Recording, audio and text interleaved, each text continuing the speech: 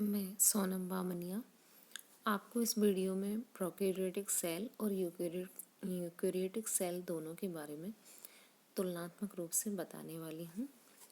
इसमें आप देखेंगे, उससे पहले हम ये जानें कि जो सूक्ष्म जीव हैं उनका एक बहुत बड़ा विशाल विषम जातीय यानी कि हेट्रोजीनस समूह है और इसे बहुत सारे टैक्सोनॉमिस्ट हैं, उन्होंने बहुत सारे छोटे छोटे समूहों में या दूसरे समूहों में भी विभक्त किया है। सूक्ष्म जीवों को सबसे पहले जंतु जगत और वनस्पति जगत में ही विभाजित किया गया था, लेकिन ये वर्गीकरण अधूरा और असुविधाजनक था और इसलिए जो एक प्रोटिस्टा नामक तीसरे जगत को वर्गीय विज्ञों द्वारा बनाया गया और इस प्रोटिस्टा जगत को दो जगतों में विभक्त किया गया, जिनमें पहला प्रोकैरियोटा यानी कि असीम केंद्र की, और जिसमें हमारे बैक्टीरिया और साइनोबैक्टीरिया शामिल होते हैं। दूसरा यूकैरियोटा या ससीम केंद्र की, जिसमें फफूंदी, शैवाल और कुछ स्लाइम कवक और प्रोटोजोआ जगत के जीव शामिल किए जाते हैं। इस स्लाइड में आपको दिख रहा होगा कि प्रोकैरियोटा जगत के अंतर्गत आने वाली जो सेल है वो सेल प्रोकैरियोटिक सेल कहलाती है और ये सेल आप देख रहे हैं कि किस तरह की संरचना में दिखाई दे रही है और ये आप देख रहे हैं कि प्रोकैरियोटिक सेल में कोई भी न्यूक्लियस नहीं पाया जाता, इसमें कोई भी सेल ऑर्गेनेलीज भी नहीं पाए जाते हैं। ये काफ़ी छोटी, सिंपल और इसमें जो मिलने वाले जो कोशिकांगक हैं उनके तौर पर केवल प्लाज्मा मेम्ब्रेन, राइबोसोम, साइटोप्लाज्म और डीएनए मिलते हैं। टिपिकली ये बहुत ज़्यादा यूनिसेलुलर होती है और इसका जो उदाहरण है वो देखने को मिलता है आर्कीबैक्टीरिया में। तो कहने का अर्थ है कि असीम केंद्र की कोशिकाएं या प्रोकैरियोटिक कोशिकाएं जीवाणु और नील हरित शैवालों में पाए जाते हैं और इनका जो संगठन है वो बहुत ही सरल और प्राथमिक प्रकार का होता है। इनमें केंद्रक झिल्ली नहीं मिलती है और दूसरे जो कोशिकांग हैं वो भी अनुपस्थित होते हैं। इनमें डीएनए और आरएनए रेखीय प्रकार के, जो कि द्वितंतुकी और एक तंतु की प्रकृति के पाए जाते हैं। राइबोसोम्स, मीजोसोम्स भी पाए जाते हैं। केंद्रक पदार्थ को इनमें न्यूक्लियॉइड के नाम से जाना जाता है। कुछ जीवाणुओं की देह पर कशाप, बिली या फिम्बरी तथा हरित लगभग भी देखने को मिल जाते हैं। तो इस तरह से जो प्रोकैरियोटिक सेल है वो बहुत ही सूक्ष्म जीवों में देखने को मिलती है और वो भी हम सूक्ष्मदर्शी के विकास के साथ ही इसे देख पाए थे और इन्हें सूक्ष्म जीव नाम दिया गया था शुरुआत में। ये मुख्य रूप से बैक्टीरिया, वायरस, शैवाल, कवक, प्रोटोजोआ इन सूक्ष्म जीवों में शामिल हैं।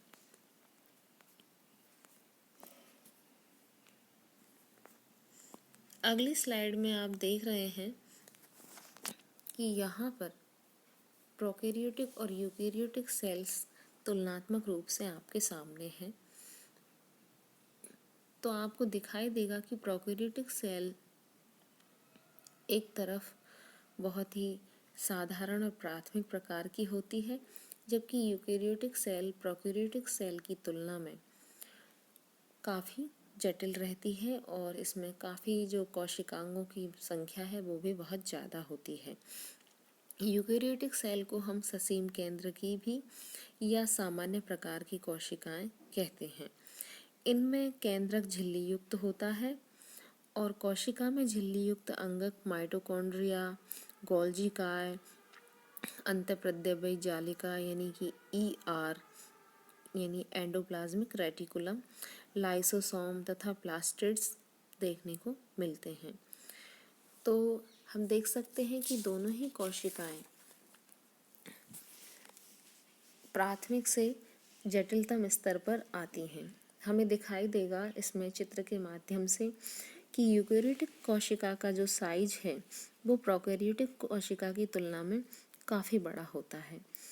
फिर दूसरी बात ये कि प्रोकैरियोटिक कोशिका की जो कोशिका भित्ति है वो पेप्टिडोग्लाइकन से बनी हुई होती है, लेकिन इसमें भी माइकोप्लाज्मा एक अपवाद के तौर पर देखने को मिलता है, जबकि यूकेरियोटिक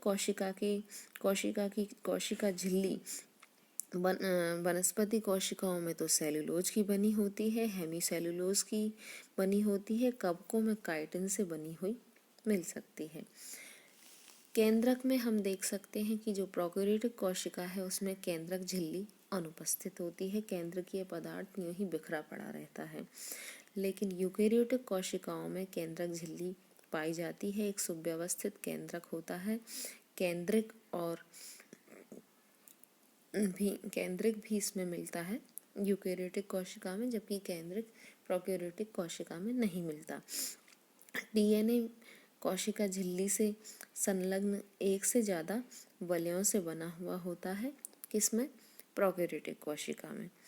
दूसरा हम देखते हैं कि डीएनए का जो संगठन है उसमें हिस्टोन एब्सेंट होती है प्रोकैरियोटिक कोशिका में, जबकि यूकेरियोटिक में वो मिलती है। इसके अलावा हम बड़े स्तर पर देखें तो जितने भी कला से आबद्ध तंत्र होते हैं, झिल्लियों से ढके हुए तंत्र होते हैं, वो यूकेरियोटिक कोशिकाओं में तो मिलते हैं, जैसे chloroplast, mitochondria, endoplasmic reticulum, lysosome, Golgi body. लेकिन प्रोकैरियोटिक कोशिकाओं में कला आबद्ध तंत्र अनुपस्थित होते हैं, उसमें ये सेल ऑर्गेनेलीज नहीं पाए जाते हैं या कोशिका अंगक नहीं मिलते हैं। इसके अलावा प्रोकैरियोटिक कोशिकाओं की एक खास विशेषता ये होती है कि इनमें प्रकाश संश्लेषी वर्णक पाए जाने पर प्लाज्मा कला भीतरी बलन बनाकर घेरती है। फिर हम प्लाज्मा कला की बात करते हैं तो प्रोकैरियोटिक कोशिकाओं की प्लाज्मा कला में फास्फोलिपिड, प्रोटीन, स्टिरॉल अनुपस्थित होते हैं, माइक्रोविलाई भी नहीं होती, जबकि यूकेरियोटिक कोशिकाओं में ये सारी चीज़ें मिलती हैं, यानी फास्फोलिपिड, प्रोटीन, स्टिरॉल और माइक्रोविलाई। जो प्रोकैरियोटिक कोशिकाओं के जो राइबोसोम्स होते हैं वो 70S प्रकार के होते हैं, जबकि यूकेरियोटिक कोशिकाओं के राइबोसोम्स 80S प्रकार के होते हैं। प्रोकैरियोटिक कोशिकाओं में सीलिया या फ्लैजेलिन नामक प्रोटीन से बने हुए होते हैं। उपस्थित होने पर यूकेरियोटिक कोशिकाओं में एक व्यवस्था देखने को मिलती है जिसको कि हम 9+2 तंतुओं से बनी हुई प्रोटीन और साथ में ही लिपिड से रचित संरचना। इसके अलावा प्रोकैरियोटिक कोशिकाओं में कोशिका द्रव्ययी गति अनुपस्थित होती है, जबकि यूकेरियोटिक कोशिकाओं में कोशिका द्रव्ययी गति देखने को मिलती है। प्रोकैरियोटिक कोशिकाओं में समसूत्री या अर्धसूत्री विभाजन अनुपस्थित होते हैं, लेकिन यूकेरियोटिक कोशिकाओं में मिलते हैं। इसी तरह से लैंगिक जनन भी प्रोकैरियोटिक कोशिकाओं में नहीं मिलता, लेकिन यूकेरियोटिक कोशिकाओं में सामान्य तौर पर मिलता है और पूर्ण रूप से पाया जाता है। प्रकाश संश्लेषण के जो स्थल हैं वो भी कोशिका कला में ही मिलते हैं, लेकिन यूकेरियोटिक कोशिकाओं में हरित लवक प्रकाश संश्लेषण स्थल का कार्य करते हैं। इसके अलावा ऑक्सीडेटिव फास्फोरिलेशन की जो प्रक्रिया है वो प्रोकैरियोटिक कोशिकाओं में बहुत ही कम या अपूर्ण रूप कोशिका कला में होती है, लेकिन यूकेरियोटिक कोशिकाओं में ऑक्सीडेटिव फास्फोरिलेशन की क्रिया आपने पिछली कक्षाओं में पढ़ा होगा कि माइटोकॉन्ड्रिया के अंदर पूरी होती है। इसमें भी आप देख सकते हैं कि प्रोकैरियोटिक कोशिकाओं में जो न्यूक्लियस से संबंधित जो एलिमेंट है उनको न्यूक्लियोइड का नाम दे दिया जाता है। न्यूक्लियस केंद्रक जो है वो असंगठित स्तर का मिलता है, यानी कि कोई सुव्यवस्थित या सुसंगठित प्रकार का केंद्रक नहीं मिलता। लेकिन साइटोप्लाज्मा सेल वाल और प्लाज्मा मेम्ब्रेन और फ्लैजेला इसमें पाई जाती हैं। दूसरी तरफ आपको स्लाइड में दिख रहा होगा कि यूकेरियोटिक कोशिकाएं काफ़ी सुव्यवस्थित, सुदृढ़ और सुविकसित होती हैं।